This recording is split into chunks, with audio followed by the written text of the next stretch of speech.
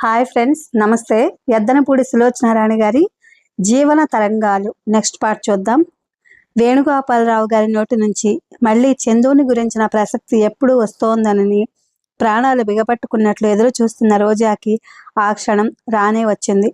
ఓ ప్రక్క చందుని గురించిన నిజం దాచడం అసంగతం అనిపిస్తున్న మరో ప్రక్క ఈ విషయం తెలిస్తే ఈ ఇంటికి శాశ్వతంగా దూరమైన తను ఇక ముందు గడపబోయే జీవితంలో ఏమిటో కూడా ఆ రోజాకి తోచడం లేదు.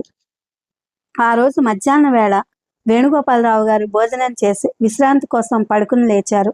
రోజా ఆయనకి హార్లిక్స్ కలిపి తీసుకుని వెళ్ళి ఇచ్చింది. ఏ అమ్మా, చందు కనిపించాడా? కప్పు తీసుకుంటూ అడిగారు ఆయన.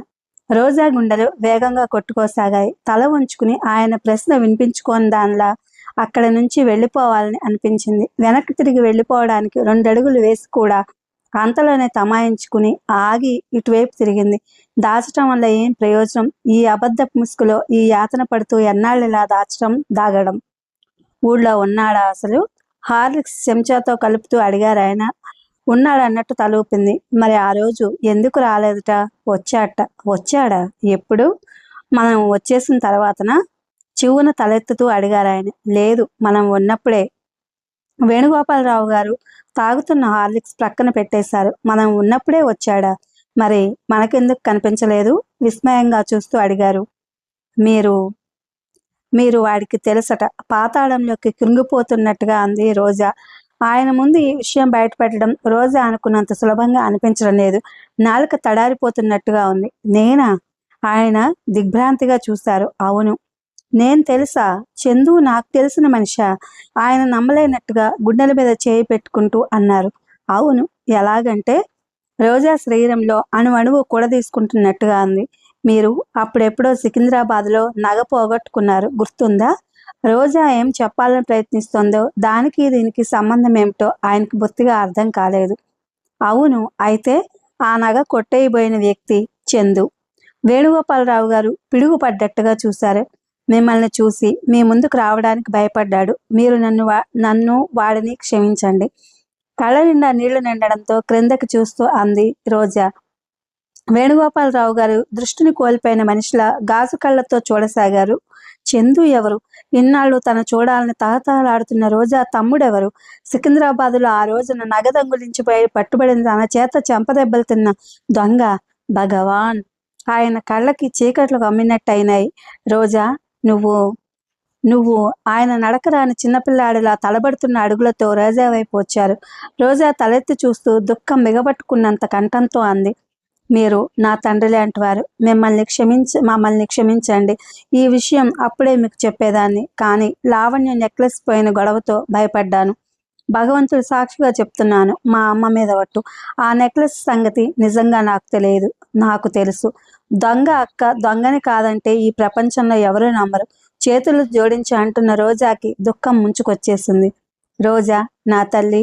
ఆయన 2 చేతులు జాచి రోజాను దగ్గరకు తీసుకుని గుండెలకు హత్తుకున్నారు. రోజా ఏడుస్తూ ఆ దుఃఖంలోనే అస్పష్టంగా చందు భవిష్యత్తు గురించి తను పడుతున్న బెంగ, వేణుగోపాలరావు గారి సాయంతో వాడి జీవితం చక్కదిద్దాలనే తహతహ చెప్పేసింది. వేణుగోపాలరావు గారు ఆర్తితో అన్నారు. ఆయన ధోరణి ఆయనదిగా ఉంది. నాకెందుకు చెప్పలేదమ్మా? నేనుండి కూడా నీకు లేనివాడి క్రిందే లెక్క జమయ్యాను. నాలాంటి దురదృష్టం పగవాళ్లకు కూడా వద్దు తల్లి. రోజాకి హఠాత్తుగా చాలా నీరసంగా, అలసటగా అనిపించసాగింది. గుండెల మీద నుంచి పెద్ద బరువు దింపుకున్నట్టుగా కూడా ఉంది. ఇన్నాళ్ళు తను పడిన వేదన, యాతన ఆయన చల్లటి మాటలతో చిత్రంగా మాయమవుతున్నట్టుగా అనిపించసాగాయి. ఎర్రటి ఎండలో ఎడారిలో నడిచి అలసిపోయిన మనిషికి కొన ఊపిరితో హఠాత్తుగా ఒయాసిస్ అంచుకు పడినట్టుగా ఉంది. ఆయన స్పర్శలో ఆ చనువు, మమత రోజాకి చాలా చిన్నప్పుడు తల్లి హక్కున చేర్చుకుని హత్తుకున్నప్పుడు కలిగిన అనుభూతిలా అనిపించసాగింది. రోజా, నా తల్లి, నీకెలాగమ్మా నేను చెప్పడం? ఆయన గొణుకుంటున్నట్టుగా అంటూ రోజా చెంపలని తలని నిమలసాగారు. విజయ్కి సాయంత్రం క్లబ్లో డాన్స్ ప్రోగ్రాం ఉంది. దానికి లావణ్యని, మిస్ జోషిని రమ్మనమని చెప్పడానికి వచ్చాడు. ఆ వంకతో వచ్చిన అతని మనసులో అసలు ఉద్దేశం వేరు. సాయంత్రం చాలా ప్రొద్దుపోయే వరకు జరిగే ఈ ప్రోగ్రాంకి లావణ్యతో పాటు వేణుగోపాలరావు గారి చేత చెప్పించి రోజాను కూడా తీసుకువెళ్లాలని అతని సంకల్పం. రాత్రి పొద్దుపోయిన తర్వాత డ్రైవర్ ఎలాగో ఉండడు. లావణ్య వాళ్ళని ఇంటి దగ్గర దింపి రోజాని ఇంటి దగ్గర వదలడానికి వెళ్ళి దారిలో తన మనసులో భావం వ్యక్తం చేయవచ్చు. విజయ్ వచ్చి ఈ ఆహ్వానం సంగతి వినిపించగానే మిస్ జోషితో కలిసి పేకాడుతున్న లావణ్య, ఓ తప్పక వస్తాం, ఉండు, నాన్నగారికి సాయంత్రం కారుతో పనేమన్నా ఉందేమో అని, నాకు కావాలని కారు చెప్పి వస్తాను అంటూ గదివైపు వచ్చింది. తండ్రి గది దగ్గరకు వచ్చి పరదా తొలగించిన లావణ్య సర్పద్రష్టలాగా ఆగిపోయింది. గదిలో రోజాని గుండెలకు హత్తుకుని వివసులైనట్టుగా కళ్ళు మూసుకుని నిలబడి ఉన్నారాయన. లావణ్యకు హఠాత్తుగా ఈ దృశ్యం చూడగానే ఈర్ష్య అసూయాలతో గుండెలు ఒక్కసారిగా బగ్గుమన్నాయి. తను ఇన్నాళ్ళు ఏది జరుగుతుందని భయపడుతూ వచ్చిందో అదే జరిగేలా ఉంది. ఒక్క నిమిషం గుమ్మం యువతల గుండె మీద చేయి వేసుకుని ఏం చేయాలో తోచనట్టు నిలబడిపోయిన లావణ్య మరుక్షణంలో పరుగులాట నడకతో విజయ్ ఉన్న చోటుకొచ్చింది. జేబులో నుంచి సిగరెట్ ప్యాకెట్ తీసి వెలిగించబోతున్న విజయ్ లావణ్యను చూసి ఆగిపోయాడు. విజయ్, ఒక్క నిమిషం ఇలారా, చప్పున త్వరగా రావాలి అంటూ అతని జబ్బ పట్టి లాగింది. ఏమిటది అన్నాడు విజయ్. రమ్మంటుంటే లావణ్య అతని చేయి పట్టి లాక్కెళ్ళింది. ఇద్దరూ వేణుగోపాలరావు గారి గది ముందు నుంచున్నారు. లావణ్య పరదా తొలగించాల్సిన అవసరం కూడా లేకపోయింది. గుమ్మానికి రెండుగా చీలి ఉన్న పరదా మధ్య నుంచి వేణుగోపాలరావు గారు రోజా అతి సన్నిహితంగా ఉన్న దృశ్యం స్పష్టంగా కనిపిస్తోంది. రోజా శిరస్సు మీద ఆయన ఏదో అంటూ మాటిమాటికి ముద్దు పెట్టుకుంటున్నారు. లావణ్య విజయ్ వైపు చూసింది. విజయ్ ఆ దృశ్యం చూసి భరించలేని వాడిలా చటుక్కున యువతలకొచ్చారు. అతని ముఖం కత్తివేటుకు నెత్తురు చుక్కలేనట్టు పాలిపోయింది. లావణ్య అతని వెనకాలే వస్తూ తగ్గు స్వరంతో అంది. విజయ్, ఇది వరకు నేను చెప్తే నువ్వు నమ్మలేదు కదూ, ఇదంతా నా అనుమానమని అనుకున్నావు కదూ, ఇప్పటికైనా ఆ నంగనాచి వేషాలు తెలిసినాయా? ఇంకా నీకు నిదర్శనం కావాలా? లావణ్య కళ్ళు మూసుకుంటూ వారిస్తున్నట్టుగా అన్నాడు విజయ్. ఏమరపాటుగా ఉన్న అతనికి హఠాత్తుగా కాళ్ళ క్రింద భూమి కదిలిపోయినట్టుగా ఉంది. తనను తాను నిగ్రహించుకోవడానికి కుదుటపరుచుకోవడానికి ప్రయత్నం చేస్తున్నట్టుగా ఉన్నాడు. రోజా క్షణం క్రితం తన గుండెల్లో ఆదర్శాల రెమ్మకి విరగబూసిన రోజాల మృదు మధురమైన భావాలతో సుఖ స్వప్నాలలో తేలియాడేలా చేసిన రోజా కళ్ళారా ఈ సత్యం చూసి కూడా అతను నమ్మలేకుండా ఉన్నాడు. లావణ్య కరుగ్గా అంది. విజయ్, ఇక నేను ఊరుకోని, ఇంతకంటే నిదర్శనం ఇంకేం కావాలి? ఇప్పుడే వెళ్ళి ముఖం పట్టుకుని నాన్నగారిని 4 అడిగేస్తాను. రోజాకి బుద్ధి చెప్తాను. తను అనుకున్నంత చేతకాని వాళ్ళం అసమర్థులం కాదని నిరూపిస్తాను. ఆవేశంగా అంటూ తండ్రి గది వైపు వెళ్ళబోతున్న లావణ్యని విజయ్ చేయి పట్టుకుని వారించి ఆపాడు. వదులు విజయ్, కళ్ళారా చూసిన తర్వాత మనకింక భయం దేనికి? లావణ్య, ప్లీజ్, రోజాని రాని బయటికి. లావణ్య నిలబడింది. బయట మాటలు వినిపించడంతో వేణుగోపాలరావు గారు ఈ లోకంలోకి వచ్చినట్టుగా రోజాని మెల్లగా వదిలేశారు. ఆయన గుండెల్లో పోటు ప్రారంభమైనట్టు సూచనగా నుదుటి చెమటలు పట్టాయి. మీరు ఆవేశపడకండి, కూర్చోండి. రోజా ఆయనకి చెయ్యి ఆసరాగా ఇచ్చి తీసుకొచ్చి మంచం మీద కూర్చోబెట్టింది. టేబుల్ మీద ఉన్న హార్లిక్స్ చల్లారిపోయింది. కొద్దిగా నీళ్లు తీసుకురా తల్లి, గుండెల్లో నొప్పి వచ్చేట్టుగా ఉంది. మందు వేసుకుంటాను, చిగురుటాకులా కంపిస్తున్న ఆయన తడబడుతున్న స్వరంతో అన్నారు. నీళ్ల కోసం ఆయన గది దాటి యువతలకు వస్తున్న రోజా గది బయట చేష్టలు ఉడిగినట్టు శబ్దం లేకుండా నిలబడిన లావణ్యని విజయ్ని చూసి క్షణంసేపు తెల్లబోయినట్టు ఆగిపోయింది. విజయ్ చూపులు రోజా ముఖం మీద నిలిచిపోయినాయి. మెరుపులా అతని చూపులతో చూపులు కలిసిన రోజా అతన్ని గమనించనట్టే మొహం తిప్పుకుంది. రోజాని యగాదిగా చూస్తూ వీలైనంత కటువుగా వ్యంగ్యంగా అడిగింది లావణ్య. అయినాయా సరస సల్లాపాలు? రోజా ఎర్రబడిన ముఖంతో లావణ్య వైపు విజయ్ వైపు మార్చి మార్చి చూసింది. లావణ్య పెదవి విరుస్తూ అంది. పాపం, ఏమీ ఎరగని దానిలా ఎంత నంగనాచిలా చూస్తోందో.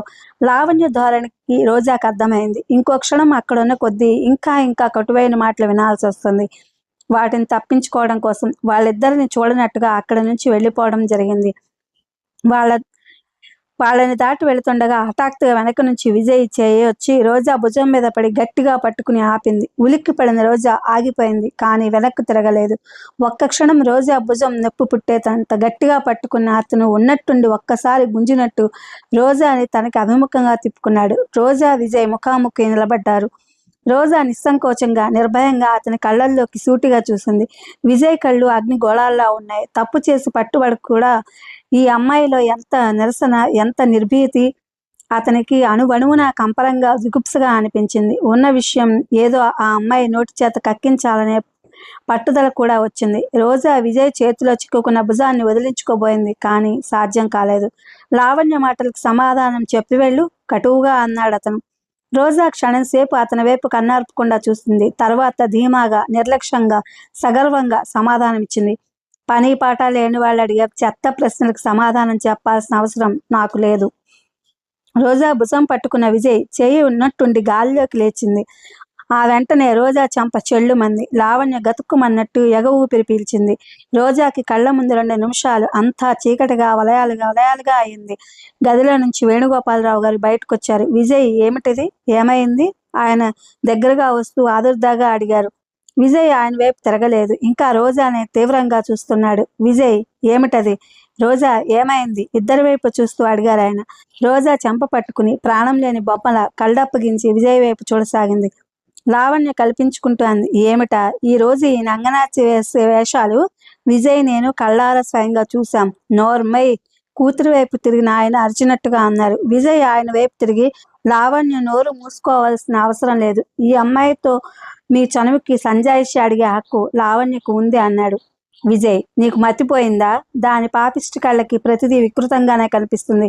కానీ నువ్వు? అవును, నేను కూడా సంజాయిషి అడుగుతున్నాను పళ్ళ బిగువన అన్నాడు విజయ్.